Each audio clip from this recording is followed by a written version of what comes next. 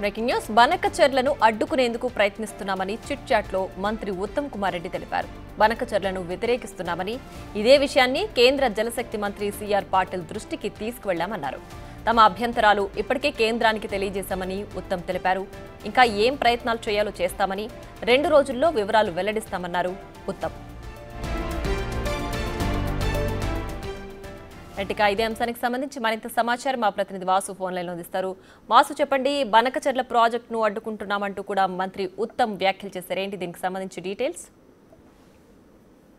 ఏదైతే ఏపీ తలపెట్టినటువంటి బనకచెర్ల ప్రాజెక్టుకు సంబంధించి నాగార్జున సాగర్ కుడికాడోల్లో కూడా పోలవరం మిగులు జలాలను తరలించే అంశానికి సంబంధించి కూడా వాళ్ళు అన్ని అనుమతుల కోసం ప్రయత్నాలు సాగిస్తున్న నేపథ్యంలో తెలంగాణ రాష్ట్రం బనకచెర్లను ఎట్టి పరిస్థితుల్లో కూడా అందించమని కూడా ఇప్పటికే సందర్భాల్లో కేంద్రంతో పాటు కేంద్ర జలశక్తి మంత్రి సిఆర్ పాటిల్ కూడా దృష్టి తీసుకెళ్లామని కూడా ప్రస్తుతం ఉత్తమ్ కుమార్ రెడ్డి మీడియాతో చేస్తున్నాడు. ఏ బనకచెర్లను అడ్డుకోవడానికి అన్ని చేస్తూ ఉన్నామని ఆయన చెప్తా ఉన్నారు. ఇంకా ఏ ప్రయత్నాలు చేస్తామని కూడా ఆయన చెప్తా ఉన్నారు. మా అభ్యంతరాలు ఇప్పటికే కేంద్ర జలశక్తితో పాటు కేంద్ర ప్రభుత్వం కూడా తీసుకెళ్లాం. కానీ నిన్న ఏదైతే ఏపీ ప్రభుత్వం సంబంధించి చేసినటువంటి వ్యాఖ్యలకు సంబంధించి వాళ్ళు పూర్తి స్థాయిలో అనుమతులు పొందారు.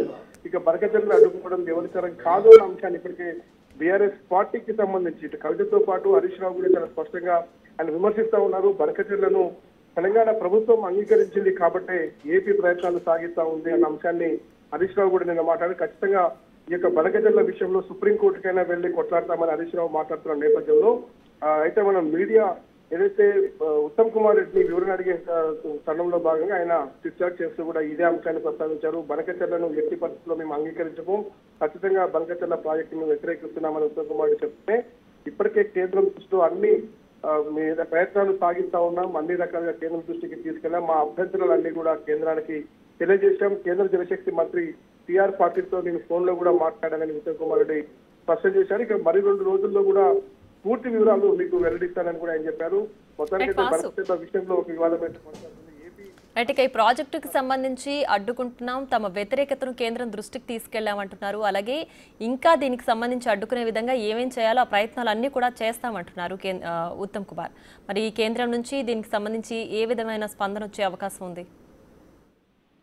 ఏపీకి ఎంత మేరకు అనుమతులు వచ్చాయి, ఎంతవరకు ఆ ప్రాజెక్టు ప్రారంభించబోతుంది, అవన్నీ చూసిన తర్వాత స్పందించే అవకాశం ఉంది. కానీ ప్రస్తుతానికి మాత్రం బనకచెర్ల విషయంలో ఏపీ తీవ్ర ప్రయత్నాలు సాగిస్తుంది. ఎందుకంటే సముద్రంలో కలిసేటువంటి నీళ్లు ఏదైతే ఉన్నాయో వాటిని మాత్రమే వినియోగించుకుంటామని మేము చెప్తా ఉన్నాం. డెడ్ స్టోరేజ్ ని ఇప్పుడు కూడా వినియోగించమనే విషయాన్ని వాళ్ళు చెప్తా ఉన్నారు. కానీ ఈ అంశానికి సంబంధించి ఖచ్చితంగా ఏపీ రేపు భవిష్యత్తులో కూడా ఏదైతే డెడ్ స్టోరేజ్ ని కూడా తరలించే అవకాశం ఉంది. కాబట్టి ఖచ్చితంగా ఇది ఏదైతే సిడబ్ల్యూసీసీ అనుమతులు కావచ్చు, మిగతా కేంద్రానికి సంబంధించినటువంటి జలశక్తి మంత్రి సంబంధించినటువంటి అనుమతులు కావచ్చు, వీటన్నిటికీ విరుద్ధం. కాబట్టి ఖచ్చితంగా బనకచెర్లను ఎట్టి పరిస్థితుల్లో అంగీకరించమని మాత్రం మంత్రి ఉత్తమ్ కుమార్ చెప్తున్నారు. ఇక భవిష్యత్తులో బనకచెర్ల అన్ని ప్రయత్నాలు చేస్తామని కూడా మంత్రి చెప్తా ఉన్నారు.